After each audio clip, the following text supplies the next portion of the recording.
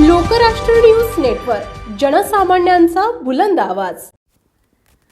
अण्णांच्या अंत्यदर्शनासाठी लोटला मोठा जनसागर। शिक्षण महर्षी दादासाहेब गोडसे अण्णा अनंतात विलीन। बोटावर मोजके इतक्याच काही व्यक्ती केवळ जीवन जगत नाही तर आपल्या कार्यातून अनेकांचे आयुष्य घडवून जातात। ब्रिटिश राजवटीपासून अत्यंत जीवघेणा संघर्ष करून शिक्षण संस्था नावाल रूपाला आणणं म्हणजे कोणाचंही काम नव्हतं। कोणत्याही प्रकारचं मोठं आर्थिक पाठबळ नसताना केवळ इच्छाशक्तीच्या जोरावर छत्रपती शिवाजी महाराज संस्था नावाचं छोटं रोपटं लावून त्याचा मोठा वटवृक्ष करणं इतकी सोपी गोष्ट नाही, पण वडूच्या या धाडसी वाघाणं करून दाखवलं। हजारो विद्यार्थ्यांच्या जीवनाला यशस्वी आकार देणारी ही संस्था आणि कैलासवासी दादासाहेब गोडसे अण्णा हे या संस्थेचे जनक।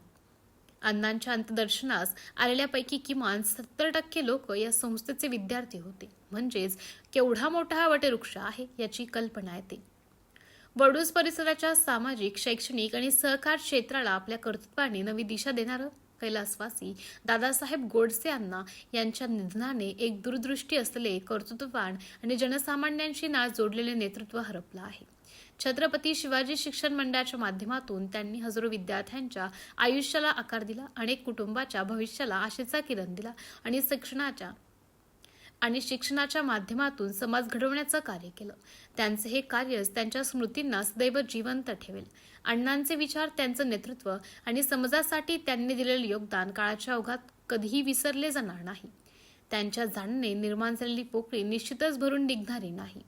ईश्वर त्यांच्या पवित्र आत्म्यास चिरशांती लाभो आणि गोडसे कुटुंबियांना हे दुःख सहन करण्याचे बळ देवो अशी प्रार्थना विविध मान्यवरांनी शोकसंदेश मांडताना केली।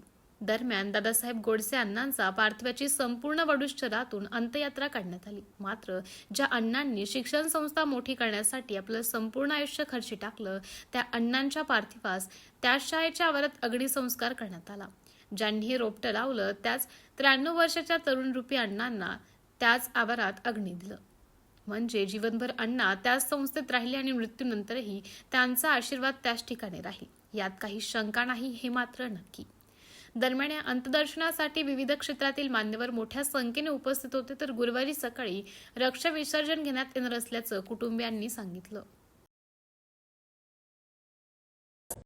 लोकराष्ट्र न्यूज, एक विचार समाज विकासाचा, वेगवान आढावा ताज्या घडामोडींचा, बातम्यांबरोबरच शेती, उद्योग, शिक्षण, साहित्य, कला, मनोरंजन आणि बरंच काही। जनतेच्या सर्वांगीण विकासासाठी सदैव तत्पर असणारं, तुमचं आमचं आपलंसं वाटणारं लोकराष्ट्र न्यूज एजन्सीचं परिपूर्ण news channel Lokrashtra news network like करा, सबस्क्राईब करा आणि हो, शेअर करायला विसरू नका।